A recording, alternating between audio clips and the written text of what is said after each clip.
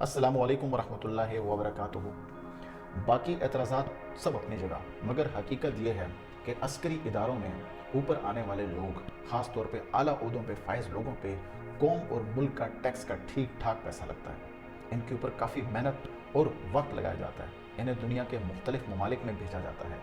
अंदरून मुल्क भी तालीम दिलवाई जाती है, ट्रेनिंग दिलवाई जाती है, ताकि इनके अंदर नई नई सलाहियतें पैदा हों। इनके ऊपर सरमायाकारी की जाती है, इन्हें सिखाया जाता है, एक अच्छा माहौल फराहम किया जाता है, एक अच्छा रहन सहन फराहम किया जाता है, एक अच्छा खाना पीना और तहफ़्फ़ुज़ फराहम किया जाता है।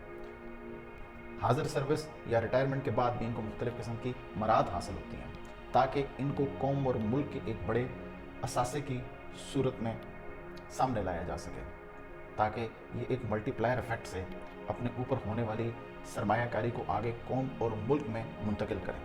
इनके तजुर्बे से, इनकी तालीम से, इनके मुताले से मुल्क और कौम को एक तवील दुरानिया में बहुत सारा फ़ायदा हासिल हो, और ये अफराद अपनी इस असासे को मुल्क को मुंतकिल कर सकें, आने वाली नस्लों को मुंतकिल कर सकें, बड़े बड़े कॉलेजेस, यूनिवर्सिटी या इस किस्म के दूसरे तालीमी इदारों का हिस्सा बन सकें, हमारे कारोबारी निज़ाम का हिस्सा बन सकें, और नित नई ईजादें करें, अपने जहन का इस्तेमाल करें, अपनी अकल का इस्तेमाल करें। जो कौम ने इनके ऊपर सरमायाकारी की है, मरते दम तक वो उससे कौम और मुल्क की खिदमत करने का कोई ना कोई तरीका या हीला बहाना ढूंढते रहें। इसी वजह से आपने देखा होगा अमेरिका के अंदर बड़े बड़े इदारे, बहुत सारी नए इदारे, उनकी इकॉनमी के अंदर, उनकी इक़्तिसादियात के अंदर इन रिटायर्ड अस्करी इदारों से निकले हुए लोगों का एक बहुत बड़ा हिस्सा है, जिन्होंने बड़े बड़े इदारों को, बड़ी बड़ी ऑर्गेनाइजेशन को, बड़े बड़े थिंक टैंक को वजूद में लाए हैं, जिससे मुल्क के अंदर एक बड़ी सरमायाकारी आती है। उन्होंने दुनिया भर के ऊपर अपना एक असर डाला है,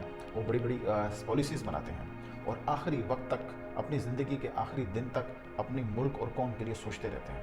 यानी जो कौम ने उनके ऊपर सरमाया लगाया था, उससे कौम को उससे कहीं ज़्यादा फ़ायदा हो जाता है, और वो कौम और मुल्क, उसके दिफा, उसके स्ट्रक्चर, उसके निज़ाम की बेहतरी के लिए आखिरी वक्त तक काम करते रहते हैं। ज़्यादा दूर क्यों जाते हैं, अपने पड़ोसी मुल्क की मिसाल देख लें।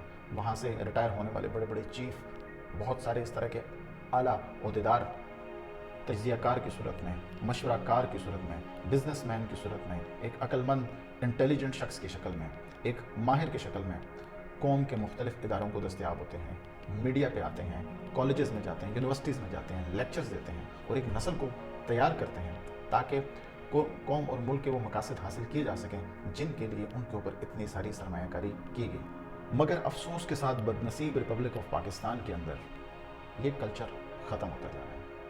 न सिर्फ उनके ऊपर लगने वाला कौम का टैक्स का पैसा और सरमाया, बल्कि उनका ख़ानदान, जिसको कौम ने पाला पोसा, जिसकी कौम ने आबियारी की, जिसको कौम ने आज इस मुकाम तक पहुँचाया, वो उस पूरे ख़ानदान समेत ख़ुद और अपने माली सरमाए समेत किसी दूसरे मुल्क मुंतकिल हो जाते हैं, और यूँ एक कौम का बहुत बड़ा असासा मुल्क से बाहर चला जाता है, और उसकी देखा देखी बहुत सारे और लोग भी इसी किस्म के काम करते हैं। उसकी देखा देखी उनके नीचे के लोग भी इसी किस्म के अमल को दोहराते हैं, और यूँ कौम को हिस्से में सिर्फ जलालत और कमबख्ती ही मिलती है।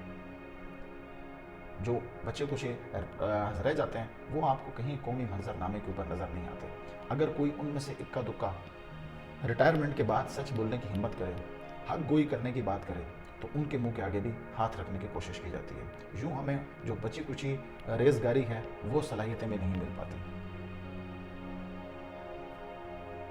न जाने किस किस किस्म का गंद हमने अपने मुआशरे, कौम और मुल्क में इकट्ठा करके रखा हुआ।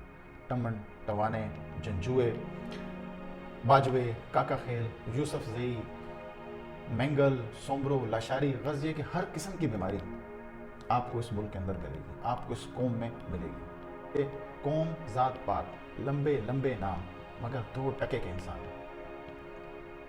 जहाँ तरक्की है, जहाँ इंसानियत है, जहाँ तालीम है, जहाँ इक़दार है, जहाँ अमन है, वहाँ इस किस्म की ज़ातों पातों का कोई नामो निशान नहीं मिलता। सीधे सादा से इंसान, उनके छोटे मोटे नाम आपको पूरी उनकी तहज़ीब, कल्चर और उनके तमद्दन के अंदर इस किस्म की पेचीदगी, इस किस्म का अगलम दगलम कहीं दूर दूर तक आपको दिखाई नहीं देगा। क्या ख़ानदान, क्या रस्म व रवाज, क्या इज़्ज़त, क्या गैरत, गर्ज के हर चीज़ के नाम पे हमने अपना मंजन बेचा है, हर चीज़ के नाम पे हमने अपने अंदर की गंदगी को निकाल कर सामने रख दिया है। शर्म का मुकाम है, डूब मरने का मुकाम है कि सच बोलने के लिए अमेरिका और बरतानिया का पासपोर्ट चाहिए।